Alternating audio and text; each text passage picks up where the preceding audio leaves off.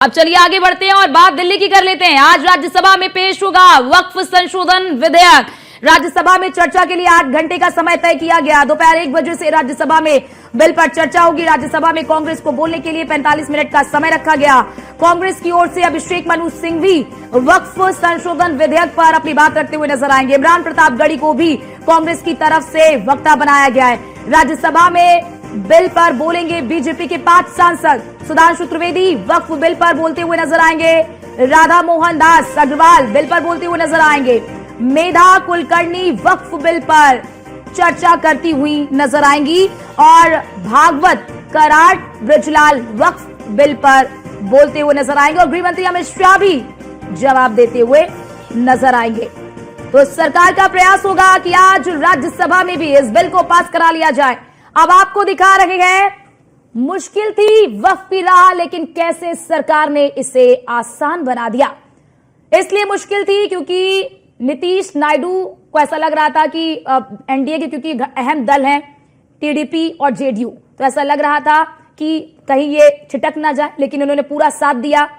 दोनों नेताओं के सुझाव को बिल में शामिल किया गया। टीडीपी की ओर से जो सुझाव दिए गए, जेडीयू की ओर से जो सुझाव दिए गए, उनके सुझावों को बिल में शामिल किया गया और पूरा विपक्ष बिल के खिलाफ लामबंद था। तभी आपने देखा कि पक्ष में 288 और इसके विरोध में 232।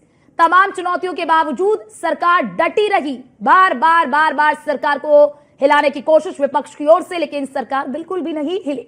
सहयोगियों का पूरा साथ मिला।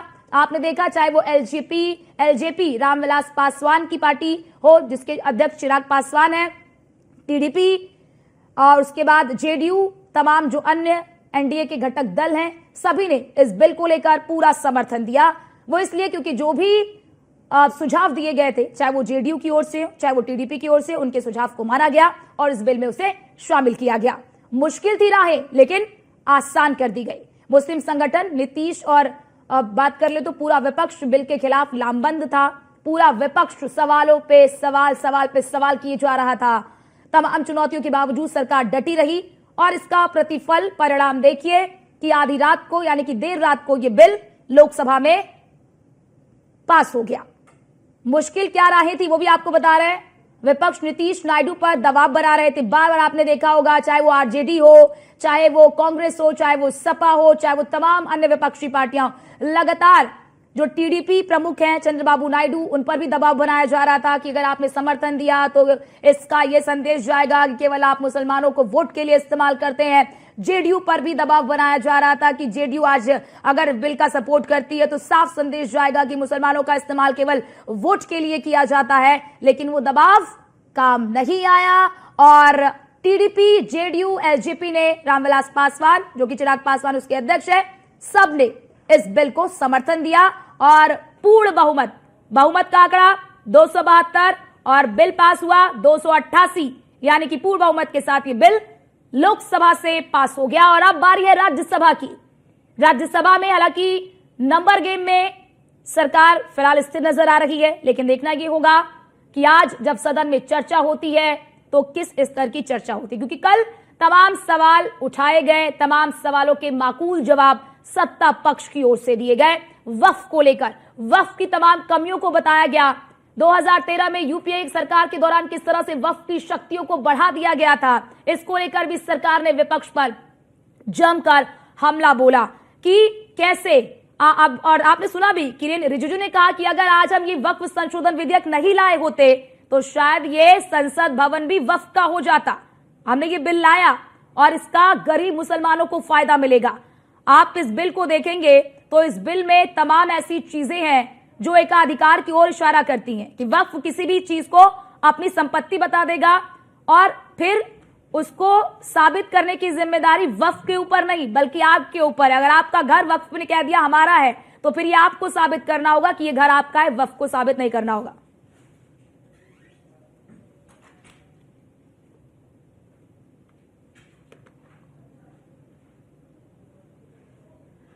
और हमारे साथ अंशु अवस्थी, प्रवक्ता कांग्रेस के, हमारे साथ जुड़ चुके हैं। अंशु जी, आप लोगों ने कल तमाम सवाल उठाए, बिल पास हो गया है, अब राज्यसभा में क्या रणनीति रहने वाली है आप लोगों की? देखिए, रणनीति से ज्यादा महत्वपूर्ण है कि जो कानून भाजपा सरकार ला रही है उसके पीछे उनकी मंशा क्या है। देखिए, एक तरफ तो वो धार्मिक ध्रुवीकरण करने की कोशिश कर रहे हैं। भाजपा का कोई भी नेता इस बिल अंशु के जी, 4 फायदे नहीं गिना पा ध्रुवीकरण रहा है। कैसे, मुझे इस बात को आप इस बिल के समझाइए। आने से क्या हो ध्रुवीकरण जाएगा, कैसे? क्या क्रांति हो जाएगी, इससे क्या बदलाव होंगे, इससे क्या चेंज होंगे। सिर्फ उनकी एक जिद है कि हम इस कानून को लाएंगे। और ये अंशु वो जी, कौन मेरा लोग कर रहे सवाल हैं आप सुन पा रहे हैं? अंशु जी, मेरा सवाल आप सुन पा रहे हैं? मैं आपसे कह रही हूं ध्रुवीकरण कैसे, मुझे इस बात को समझाइए। वक्फ संशोधन बिल से ध्रुवीकरण कैसे हो रहा है?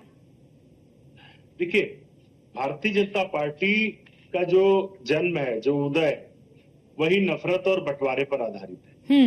और जब से सरकार बनी तब से भारतीय जनता पार्टी की सरकार ने, चाहे केंद्र की मोदी सरकार हो, राज्य की योगी आदित्यनाथ जी की सरकार हो, एक ही काम कर रहे हैं, सिर्फ कैसे हिंदू और मुसलमान किया जाए। वो एक हिंदू समाज में ये धारणा गढ़ने में लगे हुए हैं कि हमारी सरकार रहते जो है मुस्लिम राइट टाइम। अच्छा अंशु जी, आप लोग अगर शक्ति को बढ़ा दें तो ठीक है, किसी की शक्तियों को कम कर दिया जाए जो बेवजह उसका इस्तेमाल कर रहे हैं तो वो ध्रुवीकरण हो जाता है, ये कैसे? देखिए, मैं वही तो कह रहा हूँ, भारतीय जनता पार्टी का सिंगल पॉइंट एजेंडा है कि किसी भी तरीके से जो हिंदू और मुसलमान है उसमें खाई लाने का काम करो। मुझे आप बताइए कि जो लोग भी इस बिल को लाने का काम कर रहे हैं उन पर तो एक ही कहावत सही बैठती जो हम लोगों के यहाँ गाँव में बोली जाती है कि 100 चूहे खाकर बिल्ली चली हज करने।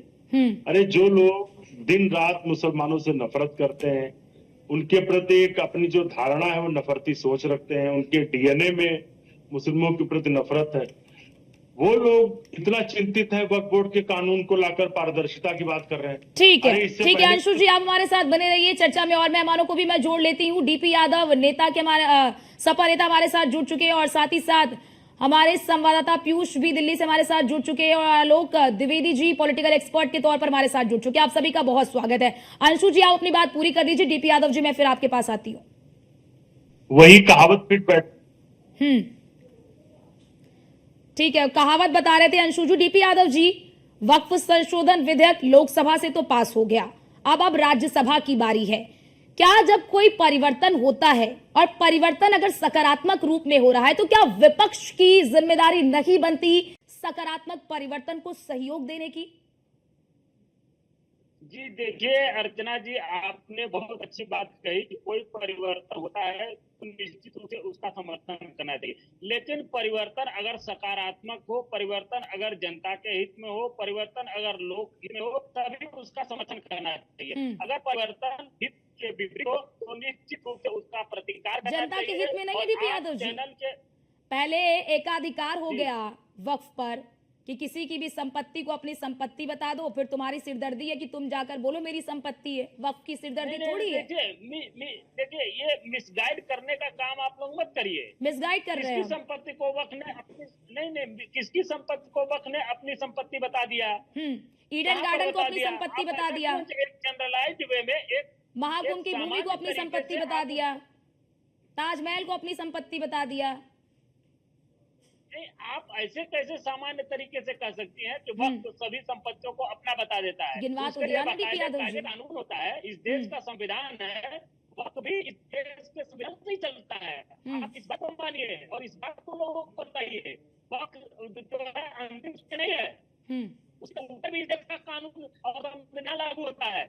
ये आप लोग जनरल में करते हैं कि वक्त अगर किसी जमीन को कह देगा कि मेरी जमीन है तो वक्त की जमीन हो जाएगी, ऐसा कहीं भी नहीं लिखा हुआ है वक्त के नियम कानून में। देश का संविधान और लोकतंत्र से ये देश चलेगा, वक्त और भी चलेगा।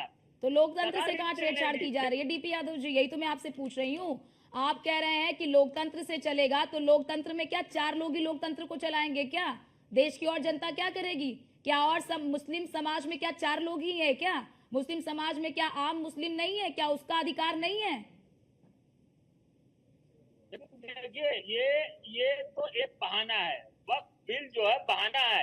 इसके बाद आप देखिए सरकार पूंजीपति मित्रों को खुश करने के लिए कौन कौन से बिल लाती है। तमाम तरह के वो कायदे कानून सरकार कहीं ना कहीं तो छोड़ देगी जो चले आ रहे हैं। और आप आगे देखिए जमीन को कब्जा आने के बाद रेलवे की जमीन को कब्जा करेगी, ठीक है, जमीन को कब्जा करेगी सरकार, तमाम ऐसी बातें हैं जिससे आशंका जायज ठीक है, डीपी यादव जी, आप ये कह रहे हैं ना कि ये मुसलमानों के हित में नहीं है। हमारे संवाददाता पीयूष भी हमारे साथ जुड़े हुए हैं, जो ग्राउंड जीरो से रिपोर्ट देते हैं। उन्होंने ग्राउंड जीरो पर जाकर मुस्लिम समाज से, जो मुस्लिम समाज से आते हैं, जो आम लोग हैं, जो आम मुसलमान हैं, उनसे बातचीत की है। पीयूष, आपने कल मुस्लिम समाज के आम लोगों से भी बातचीत की। इस बिल को लेकर उनकी क्या प्रतिक्रिया रही? क्या इस बिल को लेकर उनकी कोई ऐसी प्रतिक्रिया रही? क्या उनकी तरफ से कहा गया ये बिल हमारे हित में नहीं है? डीपी यादव जी कह रहे हैं क्या मुसलमानों के हित में नहीं है? किस तरीके से तमाम जो मुस्लिम समाज के लोग हैं वो इस बिल का सपोर्ट करने के लिए, यानी कि वक्फ संशोधन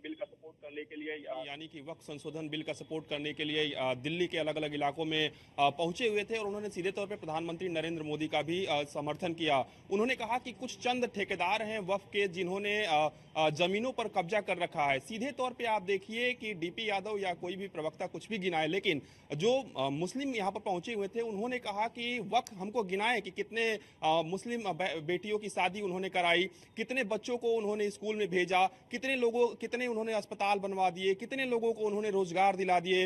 इसके साथ ही उन्होंने कहा कि वक्फ जो है वो डेटा क्यों नहीं जारी करता और हम लोगों तक वो डेटा क्यों नहीं पहुंचता है। तो ऐसे में सीधे तौर पे मुस्लिम समाज की ओर से कहीं ना कहीं इस वक्फ संशोधन बिल का सपोर्ट किया गया। दूसरी तरफ अगर हम बात करें कि वक्फ किसी भी जमीन पर अपना दावा करता है कि नहीं करता है, कल भी आपने देखा कि जो केंद्रीय मंत्री हैं किरण रिजिजू, उन्होंने सीधे तौर पे सेक्शन 40 का जिक्र किया पुराने अधिनियम का, जिसमें उन्होंने कहा कि जिसके जरिए वक्फ किसी भी जमीन को अपना बता देता था, उस सेक्शन को हमने इस अधिनियम से हटा दिया है। तो सीधे तौर पे ये जो स्टेटमेंट है वो केंद्रीय मंत्री किरण रिजिजू का है। तो इसके साथ ही आप समझिए, ये कह देना कि सारे मुसलमान इस बिल का सपोर्ट कर रहे हैं, ये उचित नहीं होगा, क्योंकि एक बड़ा तबका है मुस्लिम समाज का, वो सीधे तौर पे इस वक्फ संशोधन बिल का विरोध तो कर रहा है, लेकिन एक तबका ऐसा भी है जो वक्फ संशोधन बिल का सपोर्ट भी कर रहा है। आपने देखा कि जैसे ये बिल पास हुआ, अलग अलग जगहों पर मिठाइयां बांटी गई।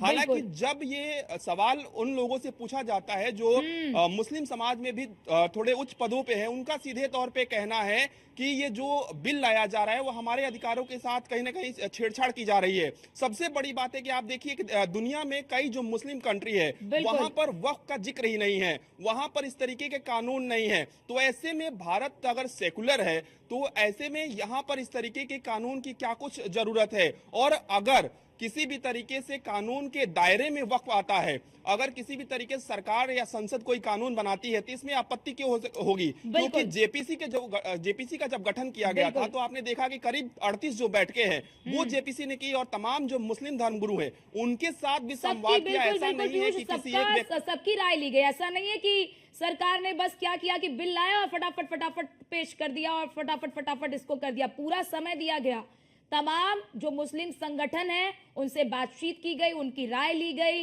उनसे पूछा गया। जेपीसी का गठन इसीलिए तो किया गया था, विपक्ष की मांग थी। आपके पास आती हूँ डीपी यादव जी, मैं जवाब भी लूंगी। आलोक द्विवेदी जी पॉलिटिकल एक्सपर्ट के तौर पर हमारे साथ जुड़े हुए हैं। आलोक द्विवेदी जी, जिस तरह से विपक्ष एकजुट हो गया है इस पूरे वक्फ संशोधन विधेयक का, एकजुट होकर विरोध कर रहा है, लोकसभा से तो पास हो गया, लेकिन आपको क्या लग रहा है कि वाकई में क्या कुछ बड़े बदलाव हमें देखने को मिल सकते हैं इस विधेयक के कानून बनने के बाद? क्या आम मुसलमानों को वाकई में इससे लाभ मिलेगा या वाकई में बीजेपी तुष्टीकरण की राजनीति कर रही है?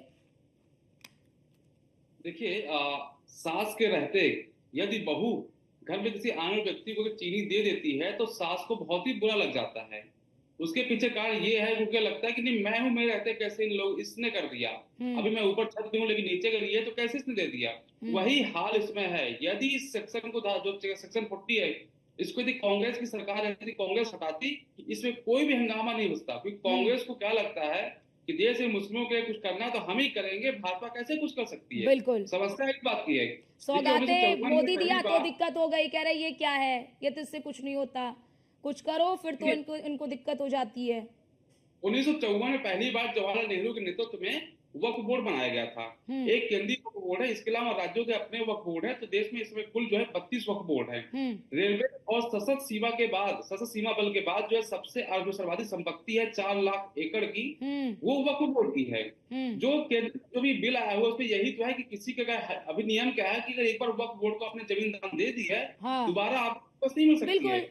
और ऊपर से आपको जी एक्चुअली मुझे लगता है कि ये बिल जो है पूरी तरह से मुस्लिमों के हक में है, लेकिन चूंकि मुस्लिम भी कई मानने तैयार नहीं, उनको लगता है कि अगर भाजपा कुछ करेगी तो हमारे साथ गलत ही करेगी, इसलिए मुस्लिम भाई इस बात को समझ नहीं पा रहे।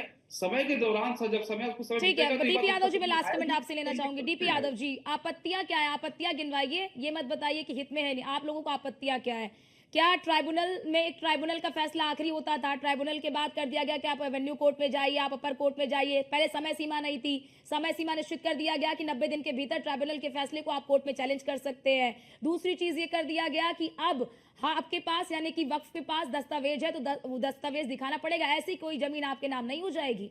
ये गलत है, जी देखिए, ये हित निश्चित में रूप नहीं से है। यही आपत्तिजनक, जी देखिए अर्चना जी, यही आपत्तिजनक है। हम्म, जो सरकार इसमें संशोधन कर रही है, तो उसमें लब्बू लुआब यही है कि अवैध और वैध, ये दो बातें कह रही है सरकार कि वैध और अवैध के बीच अवैध जमीनें जो है वह वक्फ की नहीं होंगी।